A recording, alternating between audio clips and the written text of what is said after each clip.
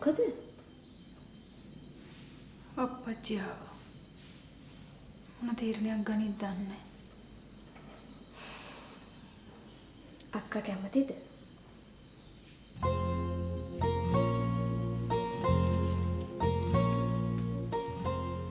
මගෙත් එක්ක එක වචනයක් හරි කතා කරපු පළවෙනි මනමාලයා.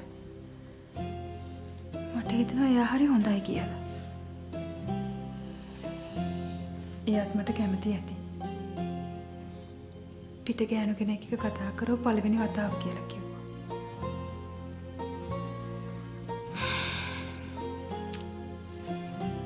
ඒත් ඉතින් තීරණ ගන්නේ අප්පච්චිනේ. අපේ ජීවිතය ගැන තීරණ ගන්න අපි නෙවෙයි. වැඩිහිටියෝ. හැබැයි අක්කා මම නම් කවදා හරි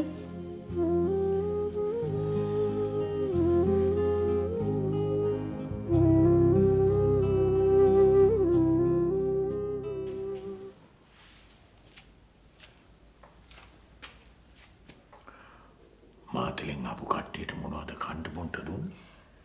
ගෙදරට එනකම් අපි දන්නේ නැහැ නෑ. කපුවටත් කිව්වේ නැතිලු. ලොකු කෑමේ සෘදේවල් ලෑස්ති කරන්න කාලෙ තිබුණේ නැහැ. සුගඳල් හාලේ බතුයි, පොලොස් ගැටයි කිරියලයි, කොළමැල්ලුමකුයි තක්කාලි සම්බොලකුයි හදලා කෑම දුන්නා. ඒක හොඳයි. වාපිත් සෙම්වලට අගුණ නැති කෑම.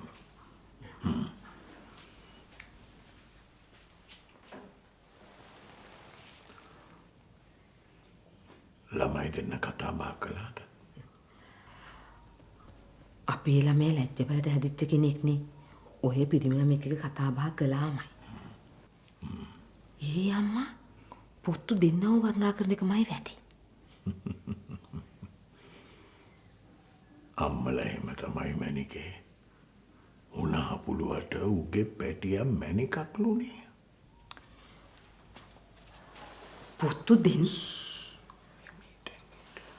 පොත්තු දෙන්නගම වර්ණය අපිට මොකටද? මනමාලගේ වර්ණ තිබුණාම මතේ.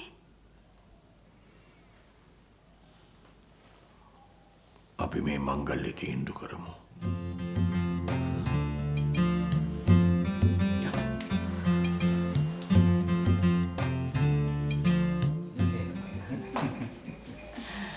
ජිම්සියන පුතා ළඟදිම පන්සලට යනවා. අප්පච්චි කියන දාට නම යන්නේ. ඒක නෝයි. මොකද පුතා ගියා කියන්නේ?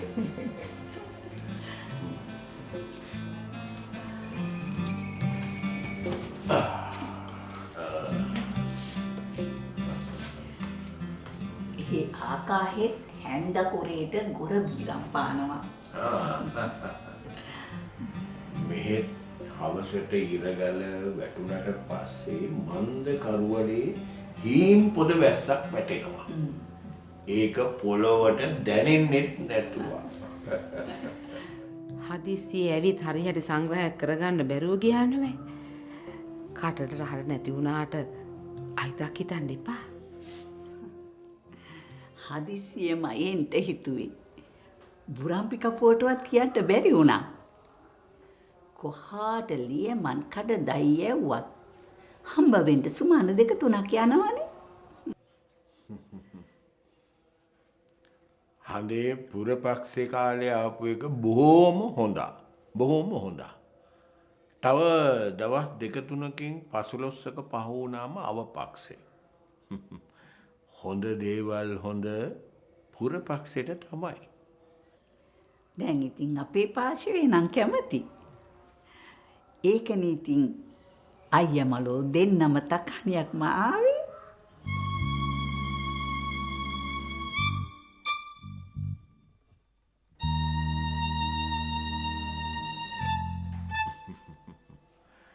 කොහොමටත් ඉතින් අයියට මනමාලිය ගේන එක ගැන මලයට සතුටක් ඇතිනේ. මෙහෙමනේ කුමාරි හාමි මේකෙන් කාරණා දෙකක් ඉෂ්ට සිද්ධ වෙනවා. එකක් තමයි මලයට හොඳ සහෝදරියක් ලැබෙනවා. අනික් එක තමන්ගේ මංගල්‍යයේ පරක්කු නොවි ඉෂ්ට සිද්ධ වෙනවා.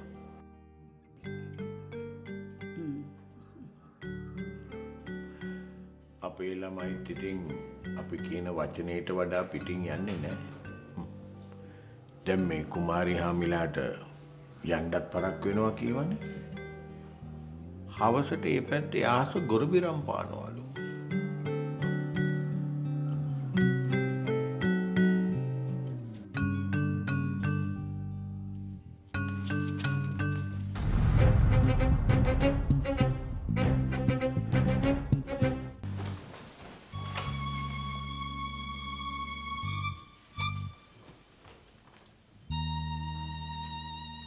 ඇයි මොකද?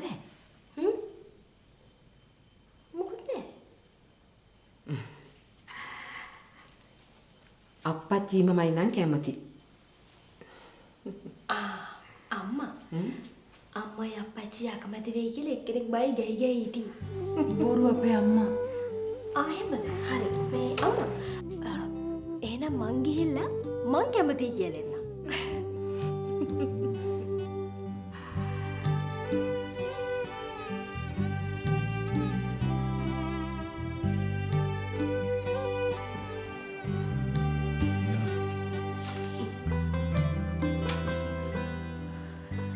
එහෙමනම් ඉතින් අපි දෙගොල්ලොම බන්දු මිත්‍රාදීන් බවට පත් වේවා.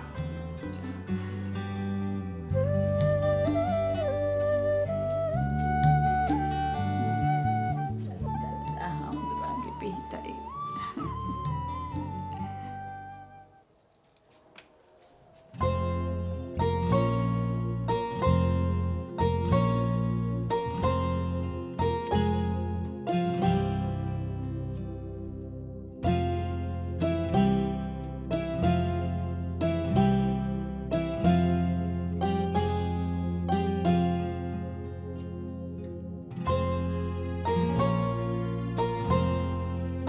උඩින් උඩින් බර පෙත්තප්පු බිමින් බිමින් වර පෙත්තප්පු උඩින් උඩින් බර බිමින් බිමින් වර කැවුම් කන්න වර පෙත්තප්පු පුංචි මහත්තයෝ යමුද ගුණාට තනකොළ ටිකක් කපන්න.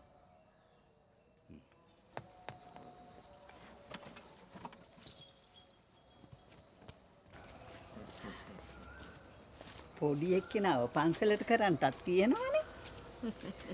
මගුල් ගෙට කලින් එක කළොත් තමා හොඳ. බලමු. එහෙමනම් ඉතින් නැකත් කාරෙකුට කියලා නැකත් පත්‍රයක් හදාගෙන අපි එන්නම්කෝ. එහෙම ලෑස්ති කරගමු. යමු.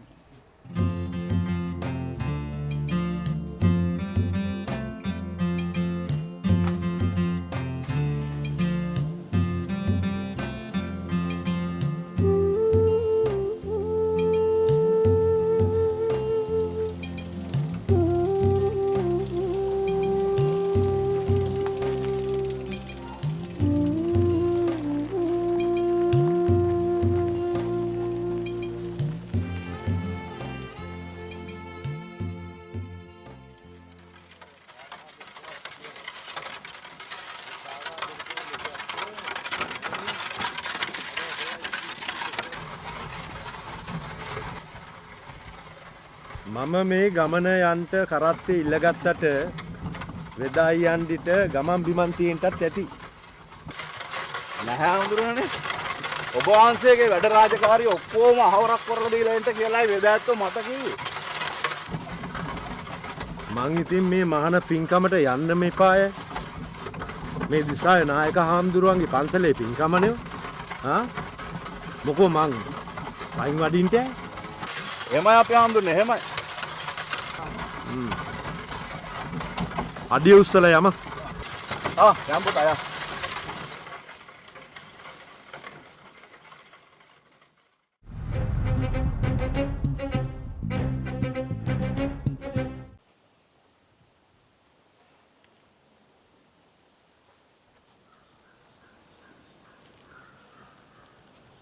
උඹ බය වෙන්න එපා. නායක හාමුදුරුවෝ ආවම අපි කියමු.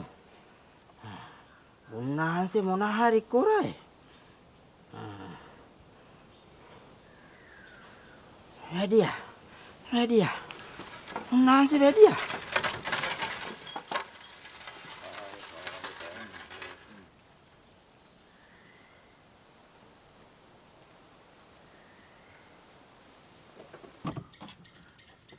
ඔය පන්සල් වත්තේදී කරත්තෙන් බැස්සට කාර්යයක් නැහැ. ඒක මට නෙමෙයි. පන්සලට දක්වන ලොකු ගෞරවයක්. එහෙමයි අපි හඳුන්වන්නේ.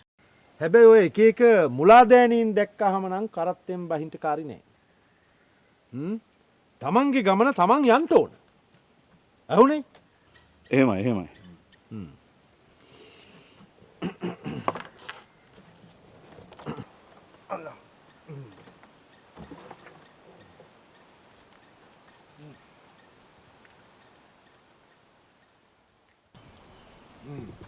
ගිරිගෝරිස් සුවපත්වය.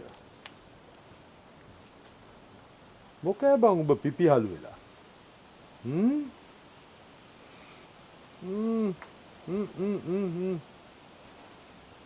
කාර්යයක් නෑ ඩිංගක් කොහොම හිටහන්කෝ.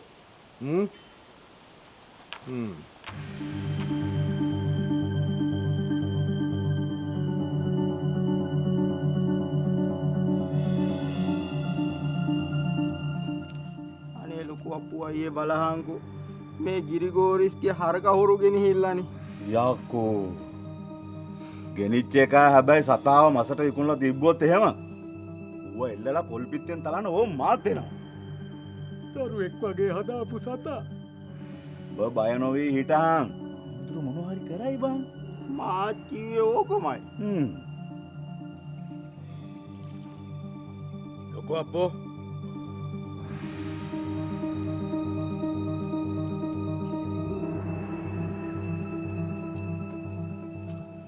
අප්පෝ දැන් යන්ට මහවෙදා යන්ඩි කරත්ත ගෙනකම් බලාගෙන ඇති.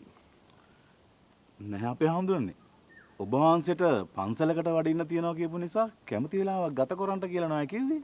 කාර්යන්නේ කරත්තේ තරම් යන්න. අවසරයි නබේ. මේ අපේ හඳුන්නේ. අපි දැන් එනකොට ඔබ වහන්සේව දැකලා අර පොලිස් රාළහාමිලා දෙන්න හැංගුණ හැටි දැක්කම හිලා ඇදෙන්න hina යනවනේ. ඒකල විහිං කරගත්තු දේවල් නෙව. වැරදි නොකර හිටියනම් ගරු නම්බු ඇතුව මුහුණ දෙන්න තිබුණා. හොඳ. එන ලොකෝප්පු යන්න. ගිරිගෝරිස්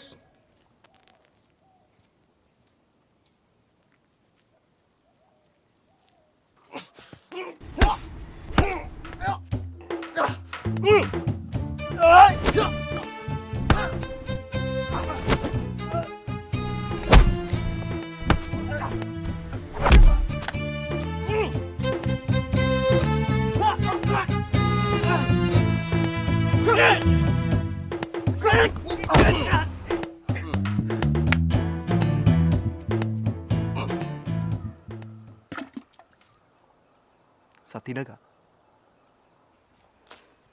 කවුද දන්නේ පාර කිව්වේ?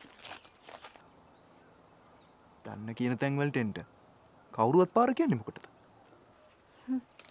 අපිට ආරංචි. ආරංචි මොනවද නග? අයියා මලෝ දෙන්න එක ගෙට වෙන්ට යනවා කියලා. අයියයි මායි ඉතින් උපන් දා ඉඳලා එක ගෙදරනේ එන්න. එතකොට අලුතින් එක්කෙනෙක් ආවහම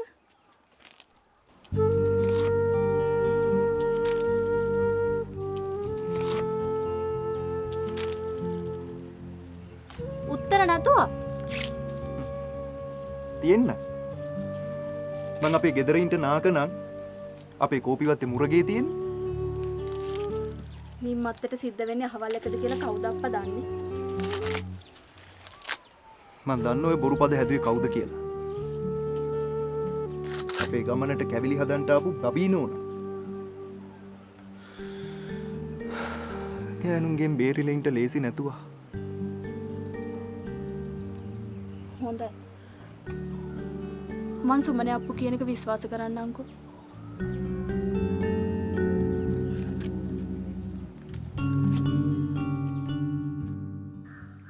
ගිරිගෝරිස් මොකයි වෙලා ඇත්තේ? අනේ හාමුදුරුවනේ මගේ එළහරක ඕවිට දිගෑලි කරලා ඉඳෙද්දි හොරකම් කරාන ගිහින් කඩාගෙන ලෙහාගෙන ගිහිල්ලා නෙවෙයි.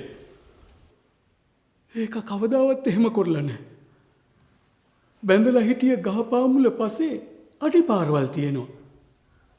උඩ පංගුවේ ගෙදර කරෝලිස් හරකෙක් දක්කගෙන යනවා. කිරිමුත්ත උන් නැහැ දැකලා තියෙනවා. මිනිස්සු සත්තු ගල් කරන මන්තරේ කිරිමුත්ත දන්නේ නැතුව සතා තවම පණ පිටින්නම් මට ඒකව ලබලා දෙන්න අපේ හාමුදුරුවනේ. දරුවෙක් වගේ හදාපු එක. දරුවෝ වගේ හදන සත්තු විතරක් නෙමෙයි ගිරිගෝරිස්. ළමයිනුත් විකුණගෙන කන කාලයක් ඉස්සරහට එයි. දැන් මිනිස්සු රාරක්කු බොනවා. ගෙරිමස් කන. හැම හන්දියකම රාකඩ, මස්කඩ, තැබෑරුම්. තැබෑරුම්. ඉතින් හරක් හොරකම වැඩි වෙන්නේ නැතේ? අනගාരിക ධර්මපාලතුමා කිව්වා ගෙරිමස් කන එක වසලයා රාබොන එක උගුඩුවාය කියලා.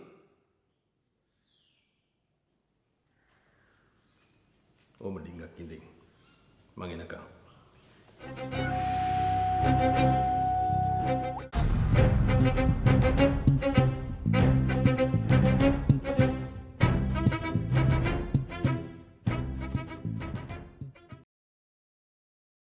දෙක තමා